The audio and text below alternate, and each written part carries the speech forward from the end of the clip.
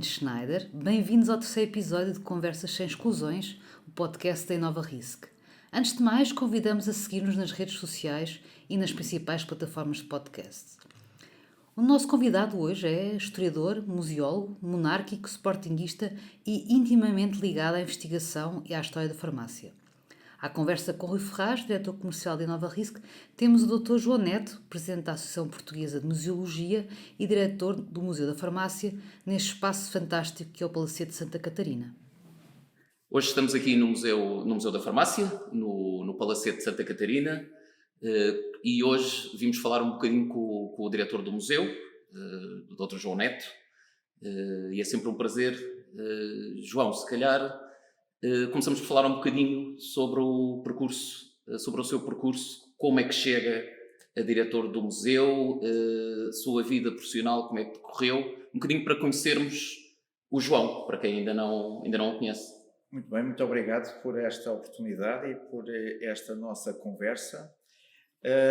O meu percurso é um percurso que se assemelha muito à própria história da farmácia, porque há um lado romântico e familiar da minha chegada até aqui, porque eu sou um medievalista, sempre pensei um pouco mais na história medieval, e o meu sogro, o Dr. José Carlos Salgarbaço, que fazia parte da direção da ANF nos anos 80 e até os inícios dos anos 2000, teve esta ideia de, nos anos 80, de lançar este projeto com o apoio do Dr. João Cordeiro, do Dr. João Silveira e também de toda a direção, mais tarde com a Dra. Maria Luz Sequeira e por aí fora, que era exatamente criar uma defesa do património material da farmácia. Em termos ocidentais, nós éramos praticamente o único país que não tinha uma estratégia definida para a preservação do património material. Isto fez que um jovem que andava lá pela casa, ele tenha dito, por que não ajudar-me a criar um museu, e também esta é a única forma que eu depois vou autorizar que o João se case com a minha filha. E então, de uma forma assim muito simples, acabo por mergulhar na história da saúde, da história da ciência, e depois, mesmo com a doutora Paula Basso, acabamos por caminhar juntos e fazer uma formação muito específica na área da museologia, mas também na área da história da farmácia e da ciência. E este lado depois leva exatamente à existência aqui de uma estratégia com uma equipa definida, com competências técnicas específicas para lidar com a museologia científica da farmácia. Sim, porque tanto o João como a doutora Paula estudaram História, na verdade, e depois então adaptaram à visão familiar, também por causa, obviamente, do impulso e da história da própria família, acabaram por enverdar pelo caminho da história da saúde e da farmácia. Tinha que ser, porque o nosso país, nessa altura, não tinha uma valência muito grande na história da ciência e, sobretudo, na história da farmácia. Existiam praticamente museus de farmácia por toda a Europa. Nós, volto a dizer, éramos praticamente o único que não tínhamos nenhuma farmácia histórica preservada e protegida, porque todas elas estavam a funcionar, e essa será uma das razões pela qual nós lançamos este projeto logo em 81, que é solicitar às farmácias associadas da Associação Nacional das Farmácias o poderem doar peças e apoio financeiro para o projeto do museu, mas essa necessidade específica deste lado da ciência fez com que eu e a doutora Paula tivéssemos este caminho, esta formação muito específica na área da história da ciência. É interessante o que o João está a dizer, porque há dois pontos que o João tocou agora que para mim são surpreendentes. Na verdade, e até ao museu abrir em si, há 26 anos, vai fazer agora 26 anos, não existia nenhum museu da farmácia em Portugal. E temos esta ideia que a farmácia é uma coisa que já nos acompanha há tantos anos, há milhares de anos. É estranho só agora aparecer o museu. Essa é uma primeira pergunta. A segunda é, eu gostaria que comentasse um bocadinho do que falou também sobre a abertura que houve, não só obviamente por parte do Dr. Salgueiro Bastos, por parte também vem da coleção privada dele, mas também dos farmacêuticos portugueses em contribuir com peças para o museu. Portanto, havia realmente, parece, uma grande abertura ou um grande interesse por parte de todos em realmente ter um museu que os representasse. A direção da ANF, com o Dr. João Cordeiro e com o Dr. Salgueiro Bastos e com o Dr. Guerreiro Gomes, que acabava por ser ali um trio fortíssimo no início, depois mais tarde junto à Dra. Maria da Luz Sequeira, fizeram exatamente que de um movimento de uma pessoa, que foi o Dr. Salgueiro Bastos, se tornasse um movimento de toda a classe. E claro que há aqui uma situação que é importante. O desejo do museu já vem desde o início do século XX. Nunca houve condições, nem técnicas e sobretudo financeiras, e uma vontade política para que tal acontecesse. Realmente em 81 houve a conjugação destas três vontades e também uma grande dedicação pessoal por parte desta equipa, que foi depois viajar por todo o país diretamente, solicitando diretamente a todos os colegas para poderem contribuir para o museu.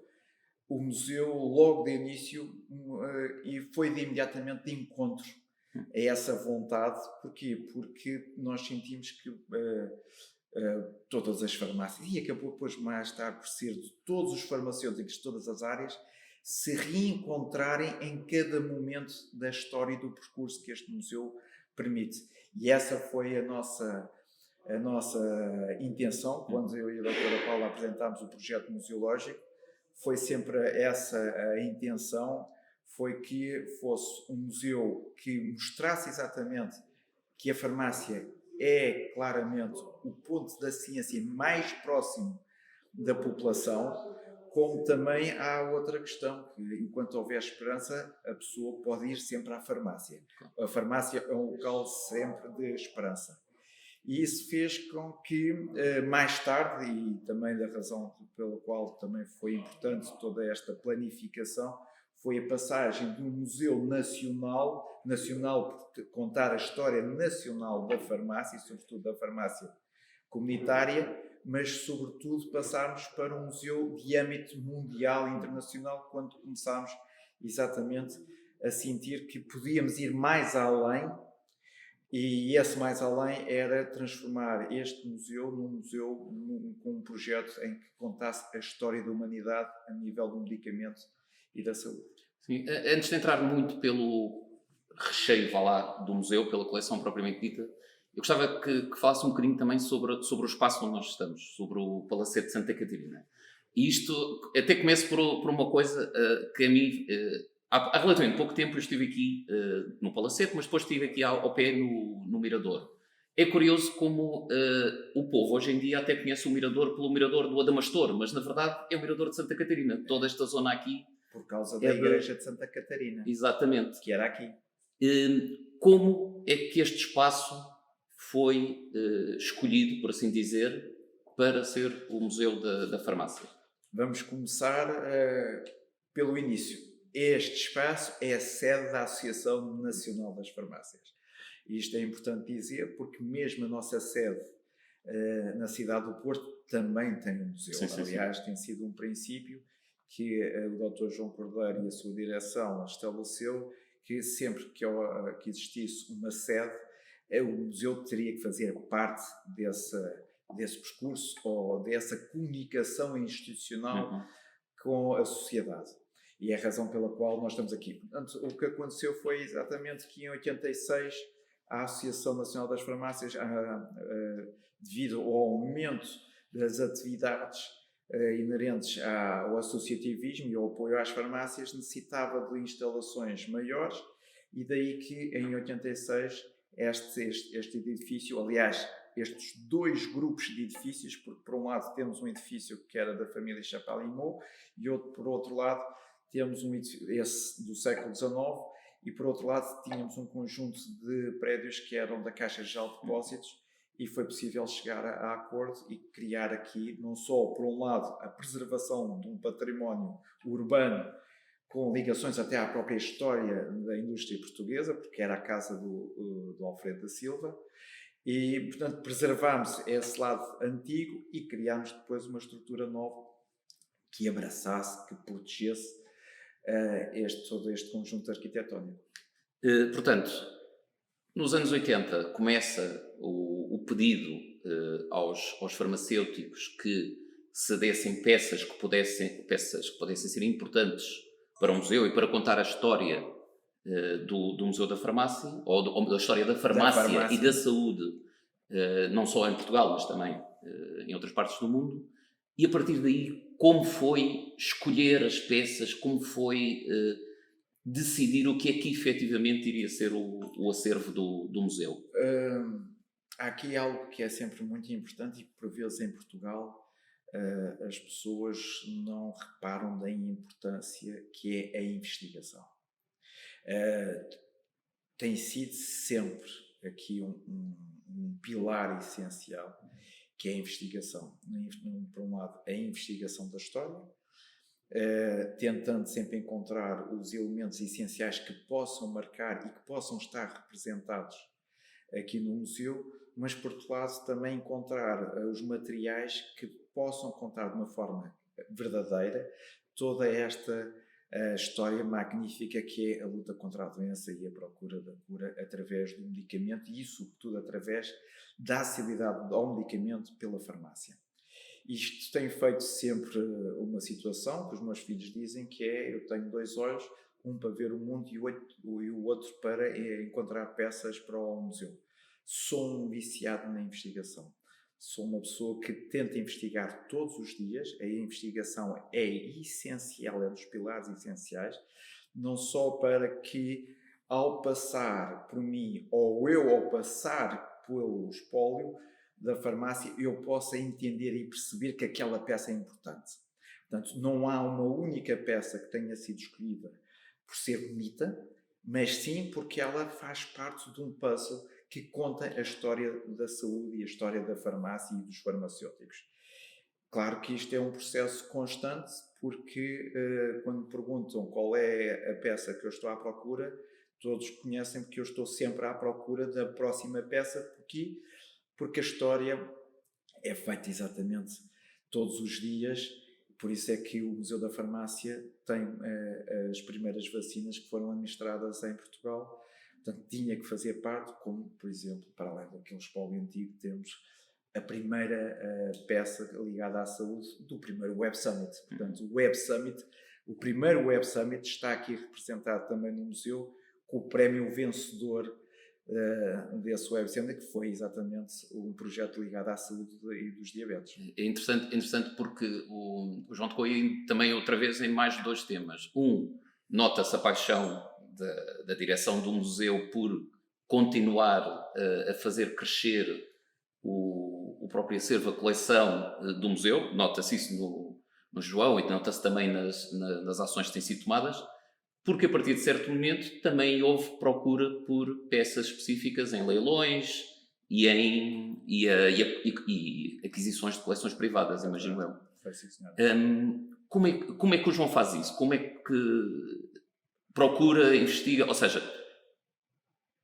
são coisas que houve falar que estão disponíveis, é o próprio João que procura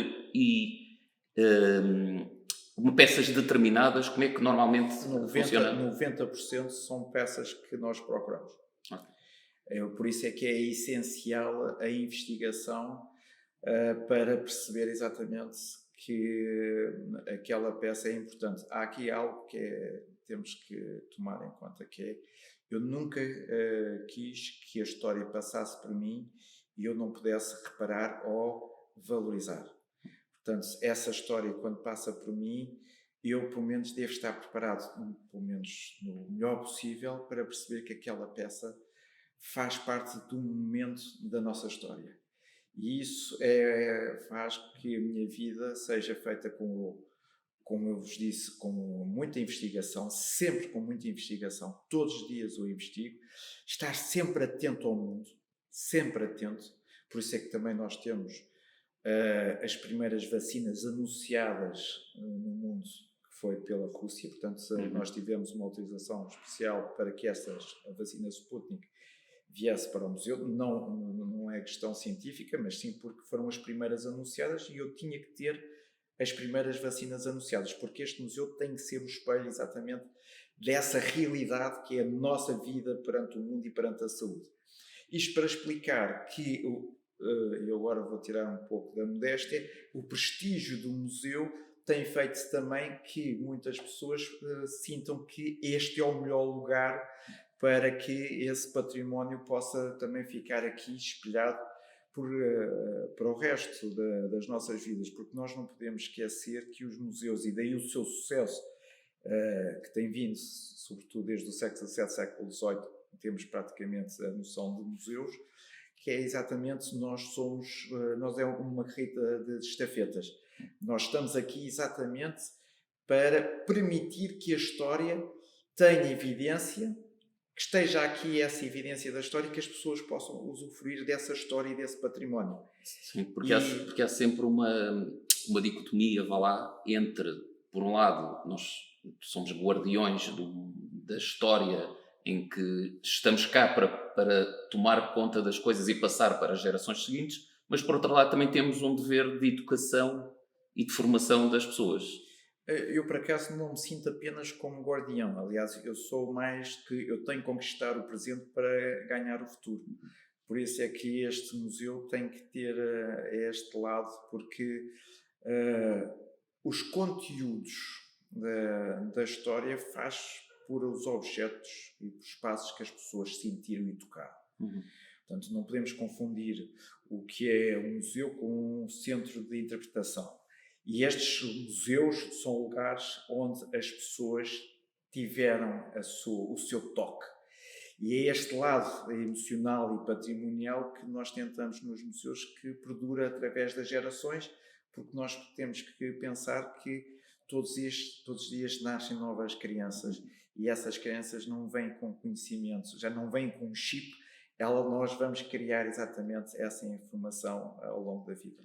Falando um bocadinho sobre o recheio do museu e o que é hoje em dia o acervo do Museu da Farmácia, estamos a falar de um acervo que, na verdade, e ao contrário do que as pessoas possam imaginar, percorre milhares de anos.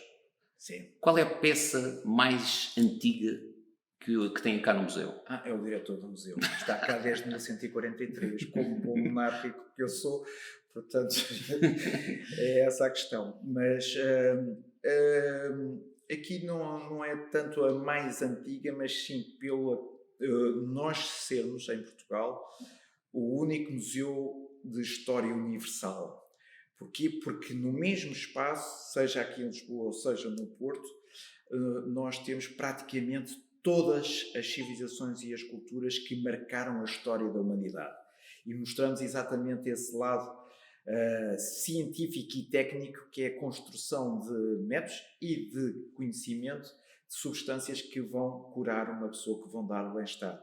Portanto, o valor do museu não é tanto pela peça mais antiga, o que eu posso dizer, que pode ser até um mosquito em âmbar, preservado em âmbar, que para nós é muito interessante, porque o mosquito continua a ser um dos maiores serial killers em termos mundiais, como o âmbar sempre foi muito utilizado para ser queimado, para purificar o ar, e hoje estamos a viver uma doença que afeta muitas vias respiratórias e aquele âmbar com o mosquito com alguns largos milhares de anos é a peça mais antiga. Sim, não só, quer dizer, é o facto de termos passado ou estarmos a passar ainda por uma pandemia, na verdade, já aconteceu antes. Há muitas peças aqui no museu que refletem isso mesmo, desde máscaras com espaços para as pessoas poderem respirar a partir de determinados aromas ou determinados bens, até mesmo logo à entrada desta zona do museu onde nós estamos, temos ali todo o fato. Um fato do século XVII da peste negra, mas é muito interessante porque o museu acaba por representar o lado da conquista, sobretudo o lado da esperança. É isso que nós queremos mostrar às pessoas, para já que o museu está muito para além do armário de farmácia que tem lá em casa, que uma das receitas médicas da Mesopotâmia mais antigas do mundo está aqui em Portugal, está aqui neste museu. E esta, entre muitas peças que vai deste momento, destas que nós acabámos de falar, até às farmácias portáteis do Space Shuttle Endeavour, o nosso percurso é realmente muito grande, porque é um sinal de esperança. E isso nós queremos mostrar, que ao visitarem o museu, para além de verem a história da farmácia, da saúde, da ciência, também veem uma história de esperança, que é sempre essa que nós pretendemos enquanto seres vivos, que é o permitir uma longa vida. No meu caso, eu peço sempre isto, como sportinguista, portanto, eu tenho que ter sempre esta ideia que eu tenho que estar para além de sempre dos ciclos de 20 em 20 anos para poder ver os campeonatos do Sporting. Outra das peças que chama muita atenção, penso eu, até porque se calhar a maior parte dos visitantes não está à espera de a ver, é o sarcófago egípcio. É verdade.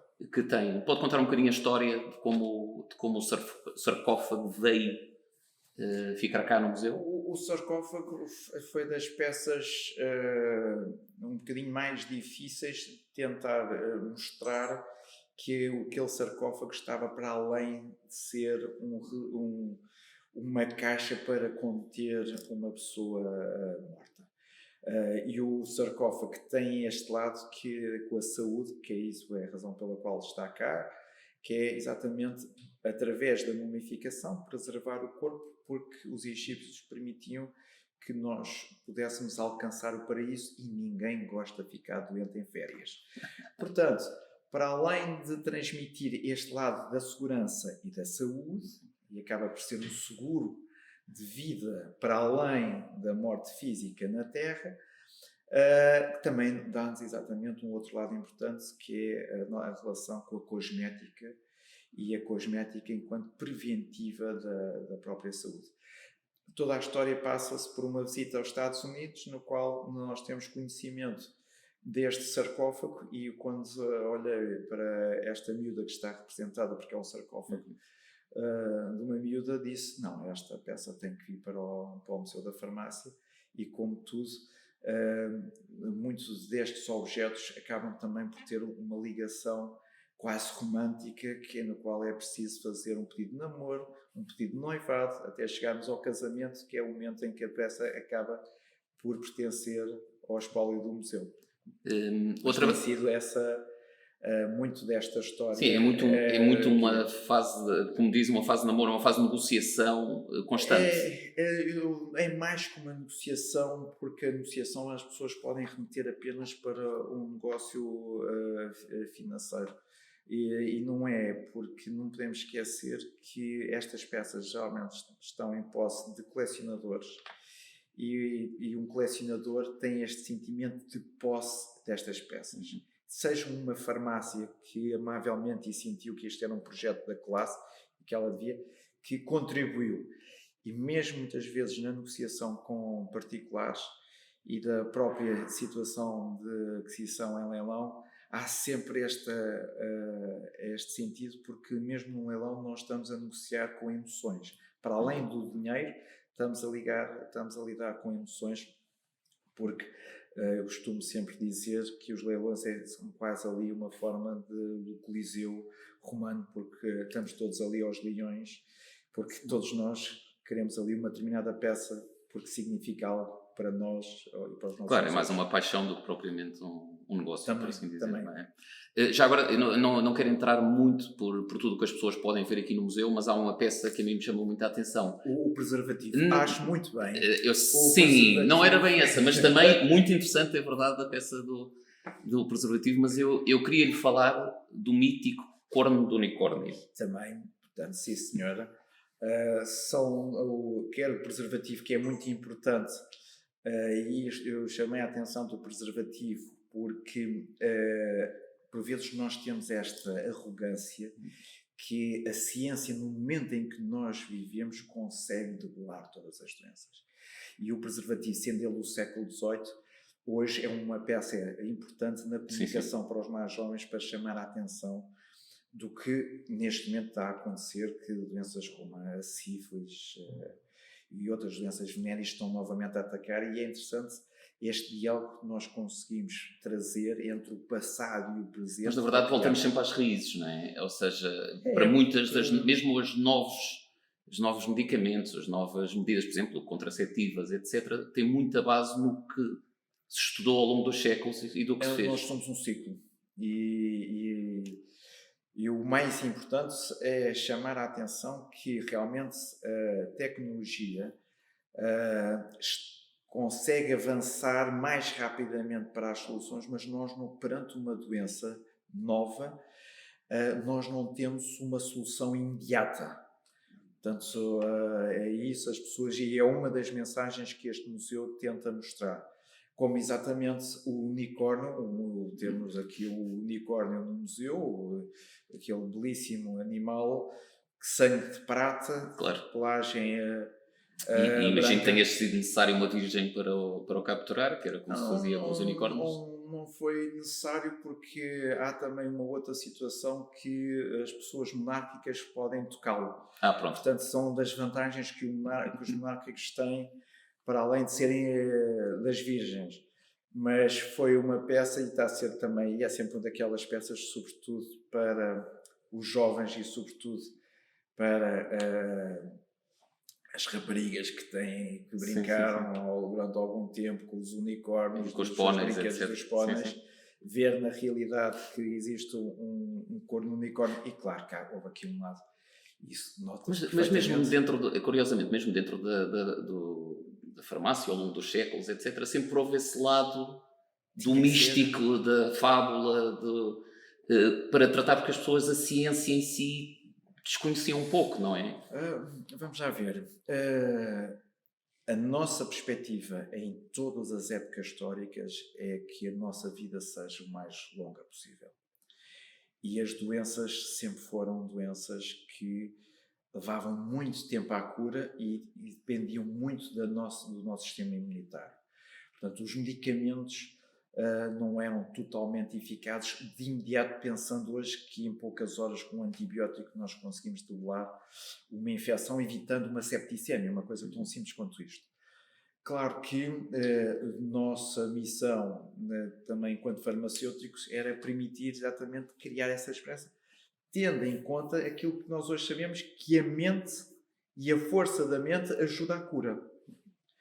E daí que, sobretudo a partir da peste negra, no final do século XIV, e quando uma família de 10 em uma semana via-se reduzida a 2 pessoas, 8 podiam morrer, nesse espaço de uma semana, as pessoas tinham que ter aqui este lado mágico da cura. E daí que os próprios farmacêuticos fossem também encaminhados para este lado da magia, que nós tínhamos que mostrar na nossa farmácia, que os unicórnios, as lágrimas das sereias, todo este lado exótico dos descobrimentos e de todos aqueles novos seres que iam aparecendo, porque toda essa novidade era uma novidade em termos de substâncias medicamentosas. Outra coisa que eu queria um bocadinho que nos explicasse. Já agora, para completar este lado da magia, eu convido as pessoas, porque nós somos o único museu que temos a verdadeira pedra filosofal. É verdade. Porque está muito para além do que o Harry Potter pode pensar, é aqui que as pessoas podem ver a verdadeira pedra filosofal. É verdade, é verdade. Uma coisa que também é importante as pessoas perceberem um bocadinho, porque as pessoas tendem a ver, vêm ver o museu, veem as peças, mas isto tem muito trabalho por trás em termos de cuidado com peças que têm milhares de anos, com gestão da coleção, como é óbvio, com manutenção, com restauro. Que tipo de trabalho é que tudo isto envolve? Ou seja, no seu dia-a-dia ou no dia-a-dia do museu, o que é que isto envolve? Os museus, tal como uma farmácia ou uma outra empresa com uma especificidade muito grande, têm uma equipa. E as competências estão divididas pela equipa. Claro que aqui, se eu sou um bocadinho mais ligado à diplomacia cultural ou à conquista do presente para ganhar o futuro, a doutora Paula Basso, para além de ser uma grande investigadora, tem sobre si toda esta parte mais da gestão prática da coleção e, sobretudo, da preservação preventiva. Claro que a Associação Nacional das Farmácias é um caso único em Portugal. São poucas as instituições que, por exemplo, têm todas as peças asseguradas. Uhum. Há este cuidado, porque não é apenas pelo valor das próprias peças, está para além disso, mas sim um sentido de cidadania ativa perante a confiança que foi-nos dada, quer pela doação ou pela permissão da aquisição. E este lado é importante, sobretudo porque, infelizmente, nada é eterno, pode haver Claro, as coisas riscos. acontecem. Pode haver riscos, claro que pode haver riscos, porque as peças, nós tentamos sempre ao máximo e temos procedimentos, e a doutora Paula é uma pessoa muito exigente nesses procedimentos, faz com que, quando a deslocação de peças, haja todo aqui uns cuidados, e esses cuidados têm que também ter esse lado de cidadania que é... Eu, por acaso, ia perguntar isso, porque um museu que tem uma coleção imponente como esta, que tem recebido, apesar de ser um museu relativamente jovem, vai fazer 26 anos agora em junho, se não me engano, mas a verdade é que tem uma coleção que certamente será cobiçada por muitos museus e por muitas instituições mundiais que deverão pedir empréstimos de algumas Sim. peças, etc. Que cuidado é que vocês têm nesses momentos? Ou seja, importa quem está a pedir, importa que peças estão a pedir, como é que vocês normalmente fazem esse tipo de... Para já, é exatamente quem está a pedir, mas sobretudo a forma como essas peças vão ser expostas em termos de segurança física, mas também do ponto de vista ambiental e, claramente, o transporte. O transporte é daqueles dados, elementos essenciais, porque, infelizmente, muitas vezes as pessoas, algumas tutelas, não percebem a importância do que é criar todos estes procedimentos e, sobretudo, assegurar que o transporte das peças seja feito por empresas capazes, com competências técnicas, porque é dessa maneira que nós estamos a respeitar o património. E, infelizmente, por vezes, as pessoas não entendem todo este valor que tem que ser dado a toda esta parte que envolve também a gestão diária, quase diária, dos museus, e é isso que o museu tem feito sempre de acordo, tendo sempre companhias de seguro que entendam exatamente a que é a especificidade de ter uma coleção de âmbito universal e com a qualidade que as peças que nós temos, mas também as várias solicitações que por vezes o museu tem por parte de vários museus, quer sejam nacionais, quer sejam estrangeiros. Até porque as pessoas por vezes não têm esta noção, mas algumas das peças que o museu têm algumas responsabilidades acrescidas. Eu lembro, há bocadinho falou da mala de saúde da Endeavour. Sim. É uma peça cedida pela NASA, portanto há ali alguma responsabilidade acrescida em ter esse tipo de peças. Claro, como também temos duas peças que elas só foram possíveis de vir para Portugal porque foi assinado um acordo com o governo inglês da altura, e sobretudo com a Wellcome Trust, e com o Heritage Trust, mas também com o Parlamento escocês.